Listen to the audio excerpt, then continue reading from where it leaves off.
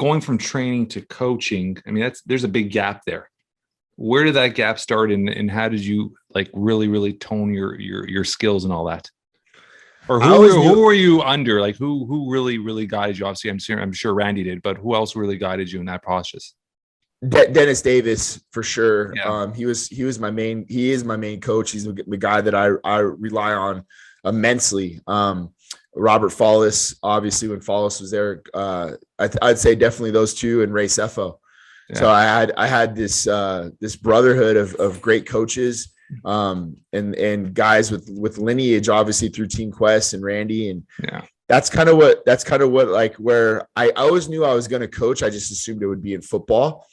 And I did coach a little football, but man, I just fell in love with MMA. I fell in love with so many different aspects of MMA that I was gravitated to. And those guys really open the doors for me. You know, it was funny because I was talking to Ray about it yesterday. You know, I was training alongside Ray, but I was just doing more grappling and stuff. And here's Ray, six-time world champ, K1 kickboxer. But I look at him as a resource. Yeah. And I looked over at him, and we were friends for 2 or 3 years already. And I didn't hold pads. I didn't really know how to hold pads. I didn't know much about striking. And I just kind of let my vulnerability go. And I just said, hey, Ray, like I like to learn how to hold pads. And he said, okay, brother, no problem. Be here every Tuesdays and Thursdays at 10 a.m. and you can hold pads for me. You're going to learn how to hold pads. So I got to learn pads, how to hold pads from one of the greatest kickboxers in the planet to ever do it, you know? Yeah. And it was just really just stepping outside my comfort zone and just asking the question, you know, what was the worst he could say? No, you know? Yeah. And I was like, all right, I'm in, man. And then, you know, had it not been for Ray, I don't think I'm where I'm at today for some of the stuff that I know. I love that, because there's a lesson there to be learned. And this is something I'm very passionate about is a lot of, whether you're an entrepreneur, coach, doesn't matter what you are, a lot of people never get to the next level, or they struggle along the way because they're scared of asking the damn questions. For sure. The crazy thing to me that I realized too, Jeff, is like, there's so many guys that you look up to, like Henry Hooft and Trevor Whitman, and guys in my field that I really look up to.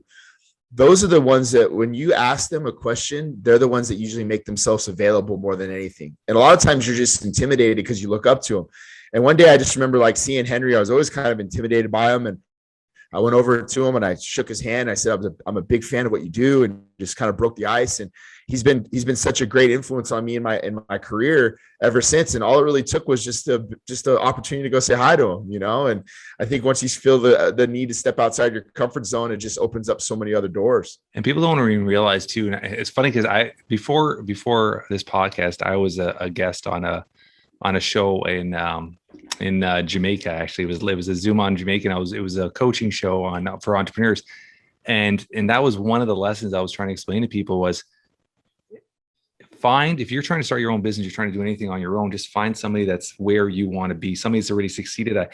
Most people that are successful have no issues helping you. They have no issues passing on their knowledge, and the amount of lessons you can learn, all the mistakes they did that you won't do, is invaluable. Like, you can't put a dollar on that, right?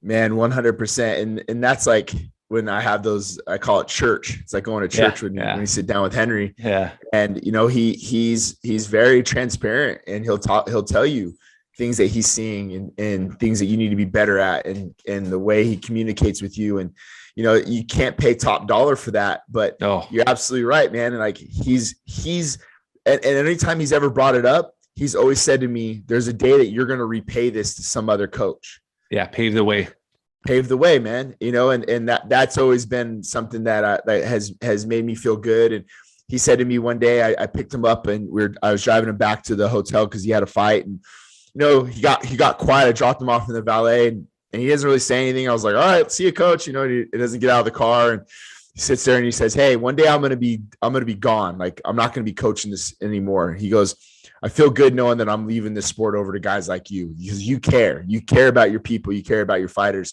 And that meant a lot to me coming from him. You know, he's a guy I look up to a lot, and a guy that I try to model my game after. So, you know, having that support with guys like him that have zero invested interest in me. He runs his own gym. We run competing gyms, if you will. Yeah. And it's not about that, man. It's not about his ego. It's about seeing good people succeed. Yeah, I love that. And in reality is most successful people are like that. I think agree. it's just taking that fear of, I guess, that fear of rejection, right? I mean, that's most people why they don't succeed in life is that fear of rejection, and taking that away Exactly. and just taking opportunity.